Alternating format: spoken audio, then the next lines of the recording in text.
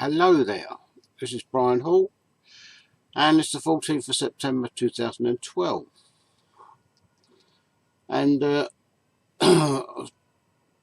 you get talking to different people and stuff like that, and I was like reminiscing. As you get older you tend to reminisce. I'm 75 now, so you think about different things, and they were saying on the radio about how things happen. Well, I was born at the beginning of the war, 1937, which I think that was about when it just started, Second World War.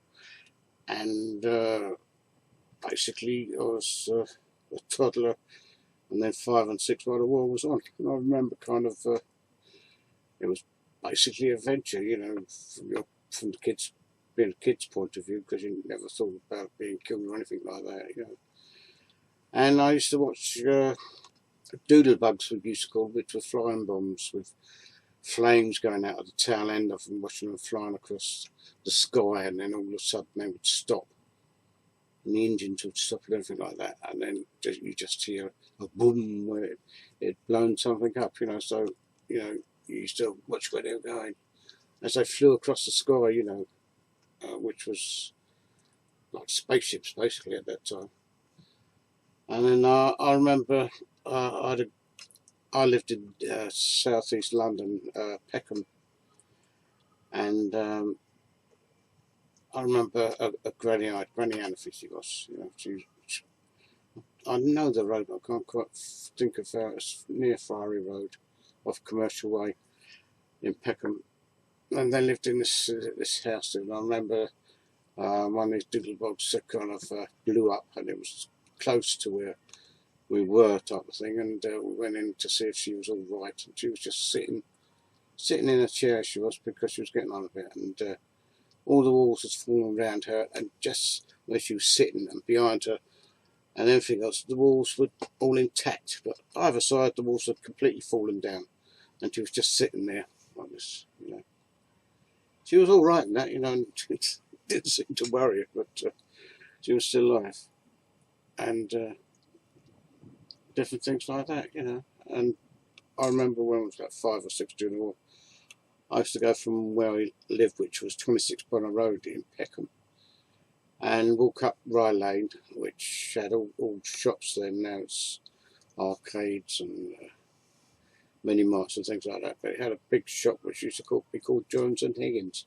It's now a load of little arcade shops now, and things like that, and very coloured orientated now. Well, at that time they used to, if you saw a coloured, you think, what's that, Mum? You know, because you coloured people, you didn't even know they existed at that time. But now Rye Lane is more or less a walkway. Cars and that still go up, but they've made it into kind of walkway basically now.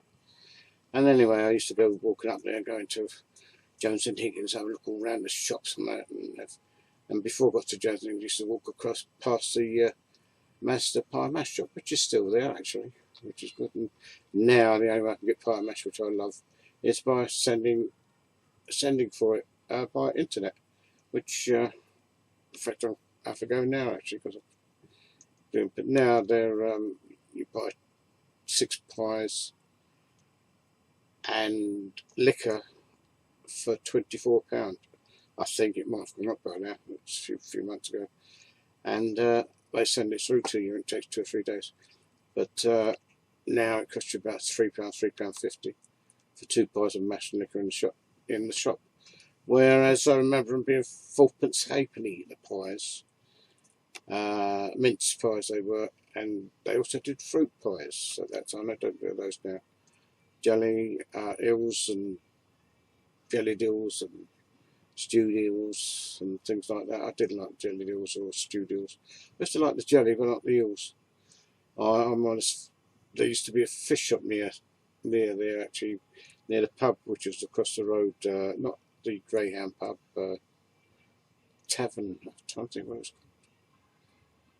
called. That was slightly more on as you was going to Rye Lane, just across the road on the left hand side.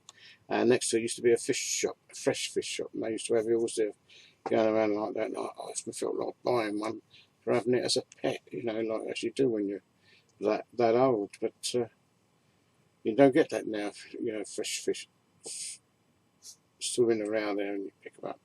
I know, and there was loads of different shops. It's like your radios and stuff like that. I used to buy. There used to be loads of shops actually in Fleet Street, whereas you built your own radiogram and things like that. There used to be radiograms. Now it's hi-fi systems and goodness knows what. But then it used to be radiograms, stuff like that, and you used to make your own boxes, you know, as well as you could, and then you buy all the amplifiers and stuff like that to how much you could afford, and a turntable with an arm on it, you know, and then there's automatic changes, whereas you put the records, 6 or 7 records in, those all used to drop down one at a time. Sometimes they used to get stuck, sometimes they didn't. And it was disc records and stuff like that at the time. I think I've got some here somewhere. Anyway, they were kind of like breaker-like things. You know, 10-inch they were correct, but that's what. Some 4.5 inch coming later on. But it used to be 78s at that time mostly. You know, Pi, Decca, Columbia Records, RCA, and a lot of things like that. And things like Secret Love by Doris Day and Yellow Rose of Texas, or another American singer. Rosemary Clooney, This Old House. Well, that was later on. It wasn't in. It was later on in the 50s, 60s. That was. But you know, I used to go running out there, and the old air raid warnings used to sound, you know, and then you know the airplanes would come across, you know, the Germans would come across and bomb you. So you used to have to get home as fast as you could, or something like that, you know. And thinking about it, Mum probably went army, you know, because she was very children orientated, you know, family orientated, really. You know, she lived for her kids. And but at the time, I was the only one. But then in 1941, my brother Tony got married, born, you know, with my cousin John, you know, both to my Aunt Irene. And that was nice as well, because 2 brothers married 2 sisters. My dad was named Ted. My Uncle John was named John, and Aunt Irene was me. Emily was me mum, and Aunt Irene was me aunt. Obviously, it's stupid here, isn't it? Man? And there we go. But I was brought up in the war, and it was all an adventure at the time. And I used to go window shopping, loads of shops there next to the biomass shop. There used to be a shop that sold dinky toys and Meccano sets and prams as well, prams and other things. But it used to have windows where there was all these little cars, you know, dinky toy cars and railways, model railways, and Hornby sets. And them days it used to be compendium of games, where you got about 6 or 7 games in a box, and it used to be drafts, tiddlywinks, Ludo, and things of that nature. You know, manual games, nothing electronic or anything like nowadays. Now it's a £40 game or something like that. To us, about £6 used to be expensive, and everything was, well. And as I said, past that shop, there used to be another shop, which was a stationery shop. And I remember the first biros coming out. 4 and 10pence, I think. Or was it 1 and 10pence? 10pence being old money. But, and they were long, thin things. Well, they're a bit similar to what they are now, actually, but a bit longer. But they were, well, fabulous, you know. Nobody knew about biros, you know, and they used to work properly then, you know. And they were a bit expensive at the time because it was a new thing. But as I say, about 4 or 10pence. But nowadays you wouldn't think that was dear, but them days you would. And just be fountain pens and goodness knows what. And they were more or less the norm. They were, you know, Parker pens, and everything had a name, and they were made by the people that the name was on them, not made by China and then a name put on it, or Chinese Hong Kong or Japanese or whatever. They were made by the people, a bit like mustard, Coleman's mustard. That used to be at Hammersmith, but I wonder if that is imported down, as most things are. But everything is to be made by the people that the names are on the things, you know, like Austin Morris, Vauxhalls and all those cars. You know, we used to have an industry at that time, not made by everybody else, and we just kind of put them together a bit now. But it was a different world. And then when we got a bit older, still in Bonner Road, where the houses were missing and that, and we used to call them bomb dumps, you know, because the bombs had blown up a house and it made a gap between other houses, and it used to be like an adventure playground for us, you know, because there used to be trees that had fallen down, and that used to be kind of like walking across a river and things like that, and it's surprising what your imagination was in those days, because it was all manual and you used to think things up, you used to make your own things and stuff like that. You didn't go down to the shop and buy something for a couple of £1,000 or get an iPod or things like that. It used to be manual. You used to get 4 or 5 sticks, stick them on a wall, and call them Tin Tan Tommy. Whereas you threw a ball at them, you put them all up, a bit like a wicket, the cricket wicket, but it was only small. It's about 6 inches, only about that one, and 3 sticks up, and then 1 across the top, and then you used to throw a ball at them. And if you got knocked them all down, you ran off like anything, you know. And then the other group had to catch you. You had like 2 groups of maybe whatever amount of kids you had were playing for in the street, because we used to play on the street quite a lot at that time. And obviously, well, not obviously, but there wasn't television at that time. They'd come in after the war.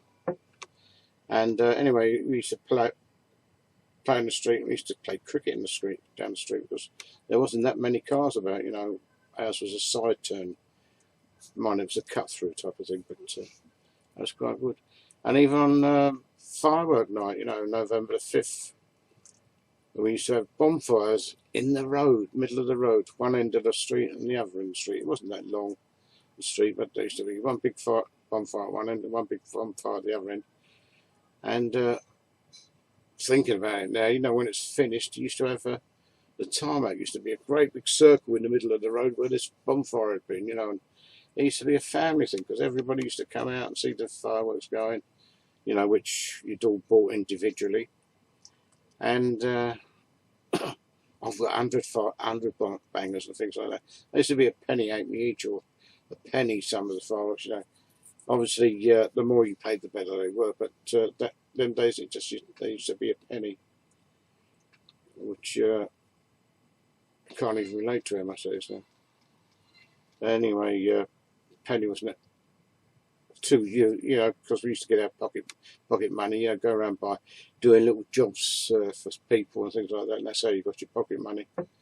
You didn't wait for your mum and dad to give it. You went and earned it. You did a little job for it, you know, run an errand for an old girl or something like that, go and get her shopping, or chop up wood, or do anything that was offered to you, basically, and do things like that. I remember when I was a kid, I used to make Christmas decorations on the sewing machine, run them up on the old sewing machine, because you used to get corrugated paper, chop it into pieces of about inch or so wide, or how many millimeters that is, I don't know. Anyway, about that wide. And then you used to kind of sew up the middle, and then kind of make them like they were all crinkly all the way up. And then you just add to it and add to it, and then you'd make decorations out of that. But even prior to that, you used to get little strips of paper about 6 inches long, and then make little rings out of them, and then get a load of rings all together, different colours, and that used to be your decorations. It was a question in those days, make most of your own stuff. You know, it used to be able to buy stuff, but then days there weren't that much money about. You know, not like now with credit cards and stuff like that, and everybody getting themselves in debt. I'm not saying there wasn't debt, because you used to have the man who come around the door and collect so much. You used to get provident checks and things like that for the kids' clothes and stuff, and the check came around every week and collected whatever it was, so much a week, you know, £5 a week or whatever you could afford till you paid it up, and that's how it works. But those were the days, you know, when people talked to each other properly, and there wasn't this way of getting on the internet and chatting up somebody on the internet and finding you've got somebody wrong. You know, them days you went out and went dancing, and I'm not saying don't do dancing now, but mostly it was dancing. There was always a dance over the top of a co-op or something like that, or a church hall. There used to be dancing there, and it was all very basic and more friendly nowadays. It wasn't so materialised, you know, because you used to go there and used to dance to a band, you know, and that was so many people put together, and they used to make music, you know, and you used to see people like Ted Heath, Joe Loss, Ken McIntosh, the better they were like that. They used to be in the West End, round by Piccadilly Circus, around that way, and there used to be a lot of dance halls there rather than cinemas. Most of them turned into cinemas now, if they're still there. But there used to be dance halls, and used to go in there and see the big bands at the time, you know. And that was all good. And I think that's enough for now, because it's going on, and I don't want to make this too long. I'm signing off to another day, and I'll leave you at the war in 1940s, 45s, and when I was about 6, but I did go on to when I was a bit older. Catch you later.